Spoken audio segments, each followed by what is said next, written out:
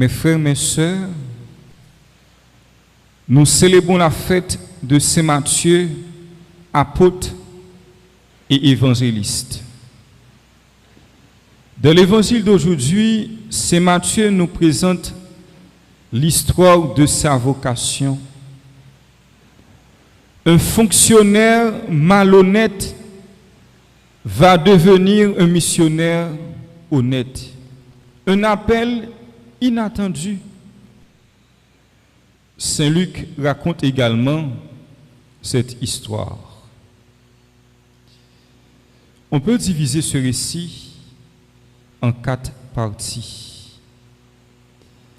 Dans la première partie du texte, Matthieu présente sa condition sociale. Il était un collecteur d'impôts.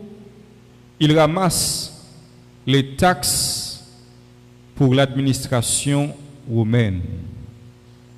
Au temps de Jésus, un collaborateur romain était mal vu. Les publicains n'étaient pas aimés par le peuple juif pour plusieurs raisons. Première raison, parce qu'ils travaillent pour l'occupant romain. Ils étaient au service de l'envahisseur. Ils étaient au service du roi Hérode, un roi haï par son peuple, et que le Nouveau Testament nous présente comme adultère, assassin. Deuxièmement, on considère les publicains comme des assassins parce qu'ils réclament plus de taxes qu'ils n'en devraient. Troisièmement, leur fonction les mettait en contact régulier avec les païens. C'est toute raison ça qui fait un publicain, un juif malouel. En résumé, on peut dire que Matthieu était un homme totalement différent des autres apôtres, tant par sa formation que par sa position sociale et sa fortune. Dans le texte évangile là, nous avons un contraste entre Jean bon Dieu ouais et Jean mon ouais.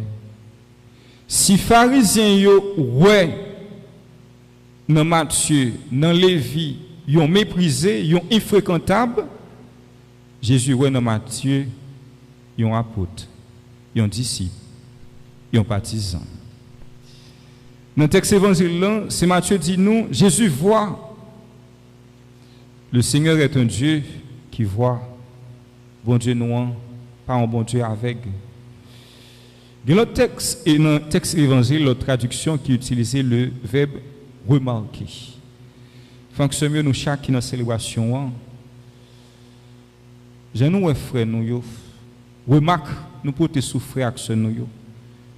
Est-ce que c'est ça en tant que tel? Rappelez-nous parole prophète Isaïe qui dit peuple bon Dieu, yo gagé mais yo pas vrai. Si la regardez, est-ce que ou est non li yon moun ou doit aider, autrement dit yon moun ou doit critiquer? Si là regardez à remarquer, est-ce que li plus besoin la prière est douce passer médisance? Dans le texte évangile, Matthieu dit nous, il répond immédiatement avec appel Jésus a. Ça montre que appel Jésus en conversion Matthieu, son véritable libération. Et il y a 2 éléments dans le texte évangile qui prouvent nous ça. Premier élément, Matthieu, il pas raconter, dit qu'il est essayé, qui ça qu'on a fait. Et deuxième élément, c'est la célébration de l'appel. Matthieu fait fête. Matthieu organise un festin pour célébrer sa conversion. N'oubliez pas que le repas pour le peuple juif est le lieu par excellence de la communion. Partager un repas avec quelqu'un, c'est comme lui dire qu'on lui ressemble, qu'on est uni à ses idées, qu'on est uni à sa vie. Et c'est ça qui va mener nous dans la troisième partie dans le texte évangile là. Parce que Jésus a mangé avec publicains, pécheurs, pharisiens scandalisés. Vous pouvez dire partisans Jésus, qui j'en maintenant fait apprendre pas avec publicains, yo, pécheurs, yo, ils mangeaient avec eux. Voyons maintenant la troisième partie du texte, la protestation des pharisiens. Les pharisiens se scandalisent en voyant Jésus et ses disciples manger avec les publicains et les pécheurs, puisque selon la loi juive, manger avec des gens impurs rend impur.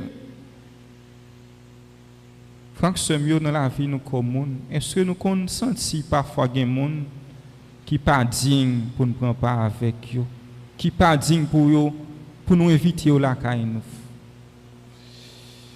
Et enfin, voyons maintenant la quatrième partie du texte, la déclaration de Jésus. Jésus conclut par une citation du prophète Osée. Je suis venu appeler non pas les justes, mais les pécheurs pour qu'ils se convertissent. Cette déclaration révèle le cœur de sa mission. En choisissant Matthieu, Jésus montre aux pharisiens sa position. C'est la miséricorde qu'il veut et non pas le rejet. Jésus nous présente un Dieu qui est au-delà de nos façons de penser. Un Dieu qui n'aime pas perdre, un Dieu qui ne rejette personne. Et là, nous joignons une belle définition de l'Église là. L'Église là, c'est un hôpital. Parfois, quand je vois quelqu'un qui me dit que ou je ne plus mauvais monde dans l'Église, passer dehors, c'est parce que vous ne comprenez pas le sens de l'Église là. Dans l'hôpital, si vous rencontrez avec des bien portants, vous connaissez que ce n'est pas un hôpital lié, c'est malade. Et ça qui est plus grave. Franck Semio, à travers la vocation de Matthieu, Jésus nous apprend deux choses. Premièrement, Dieu peut appeler qui il veut, quand il veut et comme il veut. Il est pour faire salver. Bon Dieu, nous sommes un Dieu exceptionnel lié. Deuxièmement, Jésus nous apprend, nous sommes tous pécheurs devant Dieu. Qui moun ka vivre qui pas une histoire, qui moun ka vivre qui pas un passé. Voilà pourquoi il nous invite. Mes frères, mes sœurs, ne fermons jamais la porte à une personne qui voudrait s'approcher de Dieu, sous prétexte qu'elle a été ceci ou cela. À l'exemple de Saint Matthieu, il forçons-nous de répondre généreusement à l'appel du Seigneur. En ce deuxième jour de la neuvaine préparatoire à la fête de Saint-Michel, Gabriel et Raphaël Archange, nous allons invoquer pour nous, pour Haïti, pour famille nous et pour tout le monde.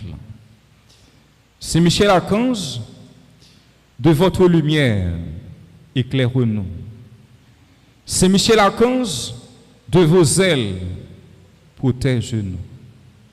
Saint-Michel Archange, de votre épée, défendez-nous. Que Dieu nous bénisse. Amen.